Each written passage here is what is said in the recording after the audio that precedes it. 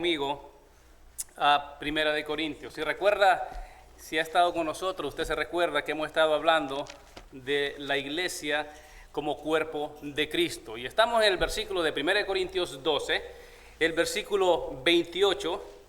Estamos viendo eso y vimos el domingo antepasado, no sé si recuerda, ¿no? Vimos el domingo antepasado lo que significa el versículo. Y el versículo lo que significa es que Dios ha puesto en la iglesia ministerios y ha dado dones a cada uno de nosotros para hacer crecer tanto el individuo como usted y a la iglesia, un beneficio para toda la iglesia. Pero usted está en el versículo 28, solo lo vamos a leer para que usted lo tenga en mente, y dice así, dice, y a unos puso Dios en la iglesia primeramente apóstoles, luego profetas, lo tercero maestro, luego los que hacen milagros, después los que sanan, los que ayudan, los que administran, los que tienen don de lenguas. Y el versículo 29 dice, no todos pueden ser apóstoles. Es una pregunta que dice, ¿pueden ser todos apóstoles? Y la respuesta es no. ¿Pueden todos ser profetas? Y la respuesta a esa pregunta es no, no podemos. ¿Pueden hablar todos lenguas?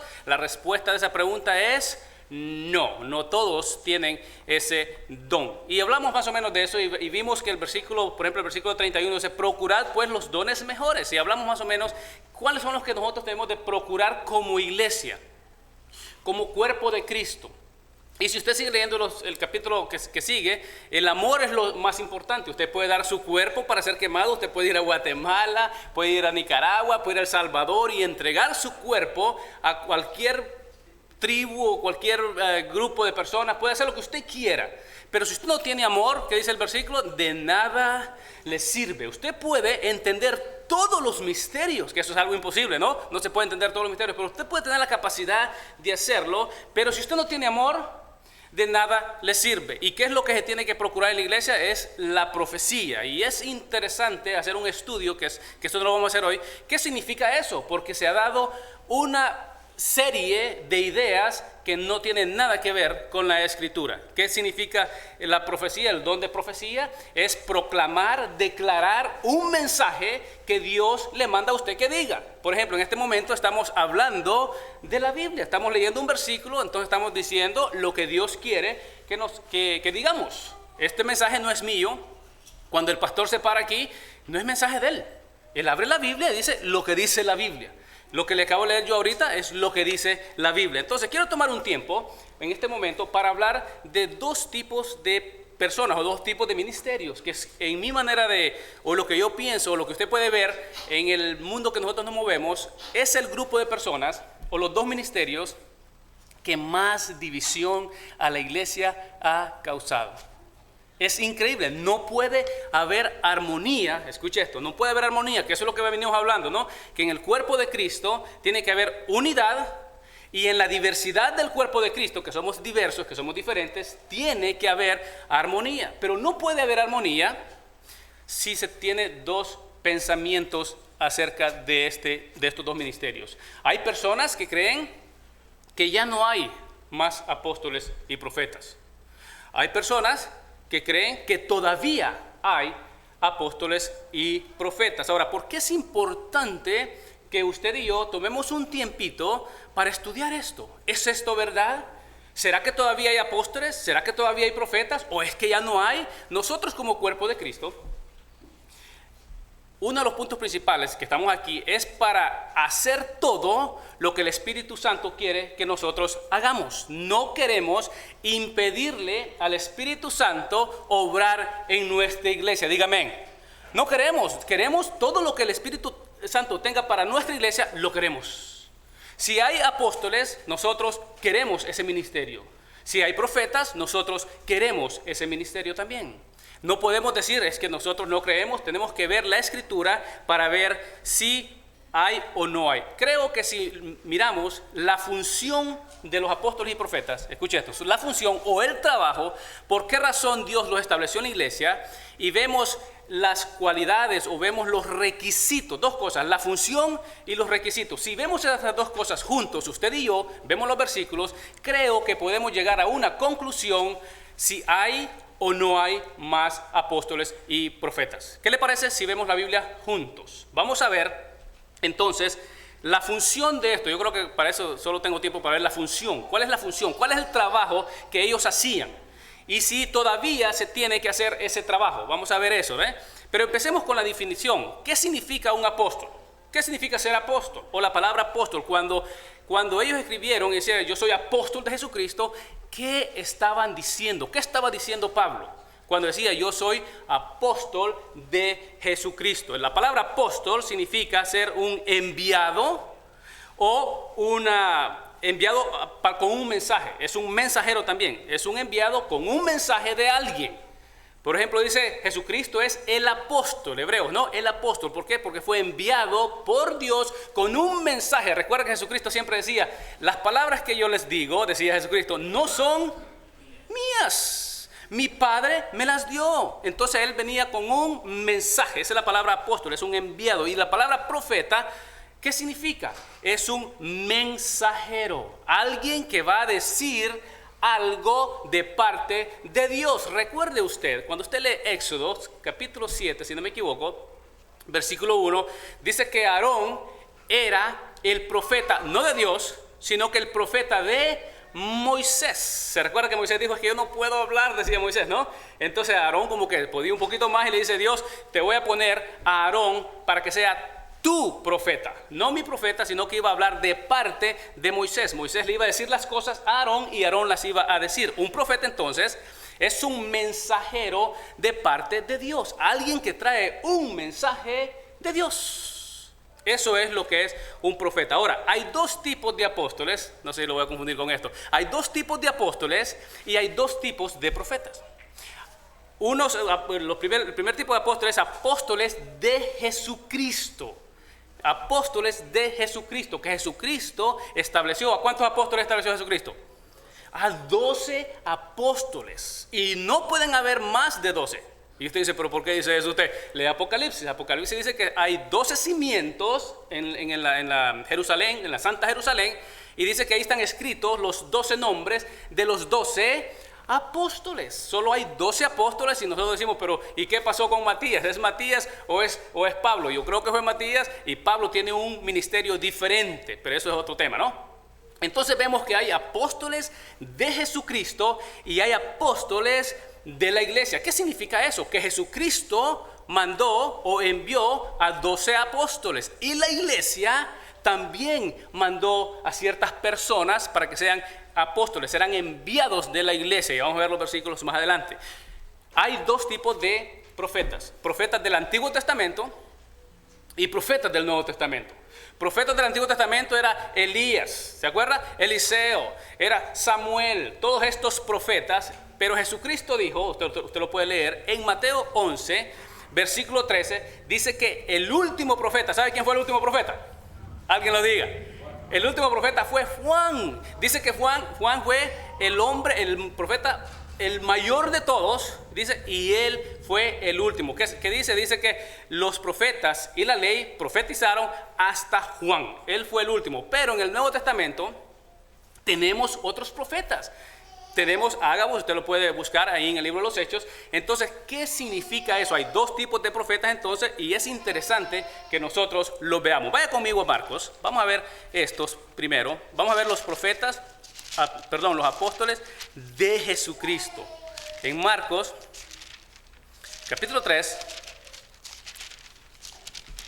versículo 13. ¿Lo tiene Marcos? Capítulo 3, versículo 13. Dice, después subió al monte y llamó así a los que él quiso. Importante eso, a lo que él quiso. Y vinieron a él. Y estableció, ¿a cuántos dice ahí el versículo? A 12, para que estuviesen con él. Y para enviarlos, ¿a qué los envió? A predicar. Eso es un enviado, un apóstol. Jesucristo tomó a 12 y los mandó con una misión. ¿Cuál es la misión? A predicar. Pero vea el siguiente versículo. Vea el siguiente versículo que dice.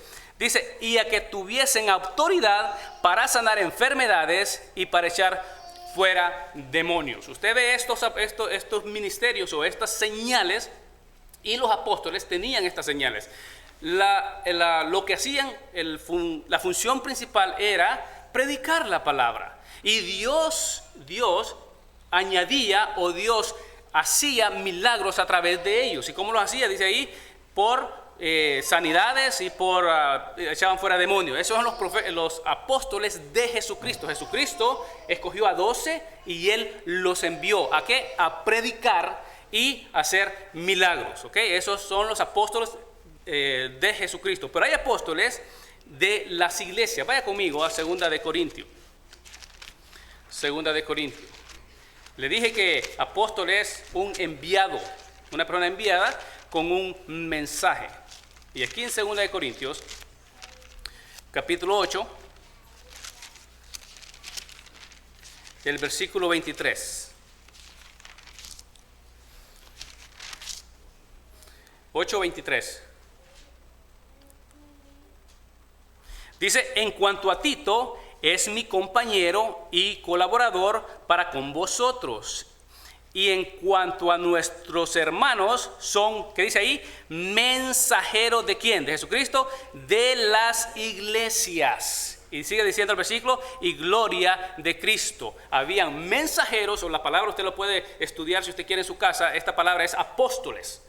Son enviados, personas enviadas, mensajeros que la iglesia los enviaba. Usted puede leer en el capítulo 13 de Hechos, dice que estaban orando y ayunando y el Espíritu Santo habló y dijo, apartadme a Saulo y a Bernabé, y los enviaron. ¿Quién los envió? La iglesia. Entonces usted puede ver ciertos versículos en el Nuevo Testamento que habla de personas que fueron apóstoles. Se llaman apóstoles, pero no son apóstoles de Jesucristo, sino que apóstoles de la iglesia, personas enviadas con un mensaje. Ahora, si vemos detenidamente, estos son la definición, lo estoy dando ahorita solamente que, para que no se confunda, o que no lo confundamos, ¿no? Que hay apóstoles de Jesucristo, que no pueden haber más de 12, pero hay apóstoles que vemos en la iglesia que son enviados, en la Biblia, que son enviados por las iglesias. Por ejemplo, si nosotros tomáramos una persona aquí en la iglesia y lo enviamos a Honduras o a Colombia, donde quiera, ¿no? Esa persona es un enviado ¿de quién? ¿Quién lo manda? La iglesia. Entonces le podemos poner, es un enviado, un apóstol de la iglesia La Paz de Cristo. Ahora, vamos a ver 3 trabajos o tres ministerios que ellos hacían, que estas personas hacían. Si nosotros vemos eso, yo creo que vamos a tener una idea si es que hay o no hay más apóstoles. Miremos el primero. El primero era echar el fundamento de la iglesia. Echar el fundamento de la iglesia. Efesios. Vaya a Efesios. Este era uno de los trabajos que ellos tenían que empeñar, que hacer. Y es echar el cimiento de la iglesia. Está en Efesios, capítulo 2, versículo 20. Mire lo que hacían. Dice, edificados, dice, sobre el fundamento ¿de quién? De los apóstoles y profetas, siendo la principal piedra del ángulo Jesucristo mismo. Ellos, uno de los trabajos era poner el cimiento de la iglesia. ¿Y qué va a seguir sucediendo? ¿Qué hacemos nosotros, por ejemplo? El versículo 21. ¿Qué hacemos nosotros? Dice, en quien todo el edificio, dice, bien coordinado, va creciendo para ser un templo santo en el Señor. ¿Qué hacemos nosotros? Nosotros no estamos estableciendo otro fundamento. No podemos. Incluso usted ve el libro de los Hechos, dice que perseveraban en la doctrina ¿de quién? No de Jesucristo, sino en la doctrina de los apóstoles. ¿Por qué? Porque no estaba escrito el Nuevo Testamento todavía. Entonces tenían que guiarse, ¿por quién? Por la doctrina de ellos. No estaba escrito todavía los evangelios, todo lo que Jesucristo dijo. Pero nosotros ahora tenemos todo lo que Jesucristo dijo, todito los evangelios. ¿Y qué hacemos nosotros? ¿Cómo nos guiamos nosotros? ¿En qué nos basamos nosotros? ¿Cuál es la guía de nosotros? Es la palabra de Dios. Si alguien viene con un mensaje diferente, ¿qué hacemos nosotros? No le creemos. Entonces, una de las primeras funciones o tareas de un apóstol y un profeta era establecer el fundamento. Y por el tiempo no le puedo dar el versículo, pero en 1 Corintios 3, versículo 9 en adelante, dice que nadie puede establecer otro fundamento. El otro trabajo o la otra tarea es recibir y declarar la revelación de la palabra de Dios. Acuérdense, no teníamos el Nuevo Testamento todavía. La iglesia primitiva, la iglesia de los Hechos, no tenía todo el Nuevo Testamento, todos los evangelios no se podían guiar por eso, por lo que nosotros nos guiamos. Pero vaya ahí ahí en el capítulo 3 de Efesios. Ahí está en Efesios 2 ahorita, el capítulo 3. Empecemos el versículo 1. Por esta causa yo, Pablo, prisionero de Cristo Jesús, por vosotros los gentiles, si es que habéis oído de la administración de la gracia de Dios que me fue dada para con vosotros. Dice el versículo 3, dice, porque por revelación me fue declarado el misterio. Y ahora cuando usted ve esa palabra misterio, lo único que tiene que hacer es leer el contexto. ¿Qué misterio está hablando? No es nada complicado si usted lee el contexto o el capítulo 2. ¿Cuál es el misterio? La iglesia, que de dos pueblos iba a ser un pueblo, de los judíos y los gentiles, iba a derribar la barrera que nos desunía y iba a ser un solo pueblo, la iglesia. De eso viene hablando. Y ese es el misterio. Dice, como antes, dice, lo he escrito brevemente. Ya él había dicho algo de esto. Y ve el versículo 4. ¿Cómo usted va a conocer esto? ¿Cómo usted va a saber a lo que Pablo se refiere cuando habla de misterio? ¿Cómo usted lo va a saber? El versículo 4. Leyendo, dice el versículo, leyendo. Cuando usted lee, usted entiende, lo cual podéis entender cuál sea mi conocimiento en el misterio de Cristo. Para usted darse cuenta, lo que Pablo viene hablando, tiene que, ¿qué cosa?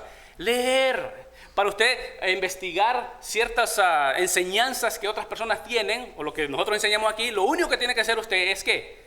Leer la palabra de Dios. Y mire el versículo 5. Misterio que en otras generaciones no se dio a conocer a los hijos de los hombres. No se dio a conocer, y ese es el misterio. Dice, como ahora es revelado, y ahora sí ya es revelado a sus santos, ¿quiénes? Apóstoles y profetas por el Espíritu. Ve el trabajo de estas personas. Era recibir una revelación y escribir esta revelación y darlas a conocer a ¿quiénes? A usted y a mí. ¿Y cómo nosotros vamos a conocer esos misterios? O lo que Pablo escribió, leyendo, dice la palabra de Dios, ¿no? Leyendo eso. Wow, se me terminó el tiempo. Ahora, uno más y nos terminamos con eso.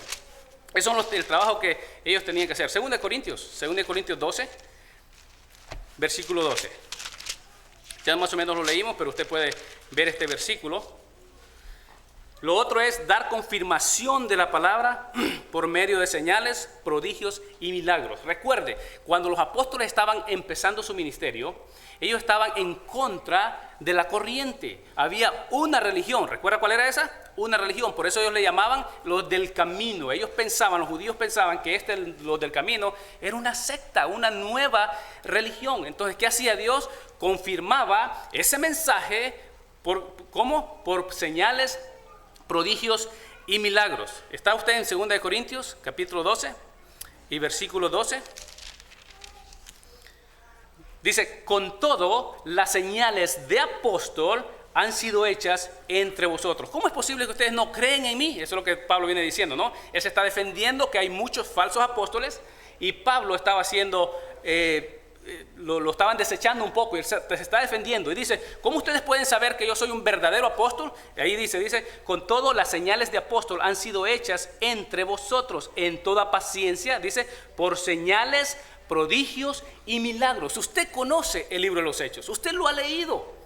Que dice que la sombra de Pedro, ¿qué dice el versículo? Que la sombra de Pedro sanaba a los enfermos. Pablo dice que el pañuelo que él usaba sanaba a los enfermos. Ellos llegaban a una isla, Pablo llegó a una isla, ¿y qué hizo? Dice que no sanó a uno, a todos los sanó. Pedro en el capítulo 6 creo que es, dice que a todos los sanó, llegaba, a todos sanaba. Eso era un mover del Espíritu Santo a través de los apóstoles para confirmar la palabra. Nosotros, ¿qué hacemos ahora cuando un nuevo predicador viene? Nosotros no estamos buscando señales. ¿Qué buscamos nosotros? Dice, si esa persona habla bíblicamente, ¿qué hacemos nosotros? Le creemos. Pero si no habla bíblicamente, ¿qué hacemos? Lo desechamos. Si viene con un mensaje diferente, sea anatema, dice Pablo, ¿no? Sea anatema. Póngase de pie. Se me terminó el tiempo. Vamos a seguir hablando el próximo domingo de este tema. La idea que tenemos nosotros no es dividir el cuerpo de Cristo, sino que es unir el cuerpo de Cristo. Y si todos juntos miramos estos versículos, vamos a llegar a una conclusión y creo que va a ser sano para nuestra iglesia. Señor Jesús, te bendecimos. Dios mío, estamos ante tu presencia, no queremos, Señor, quitar, no queremos impedir el mover del Espíritu Santo.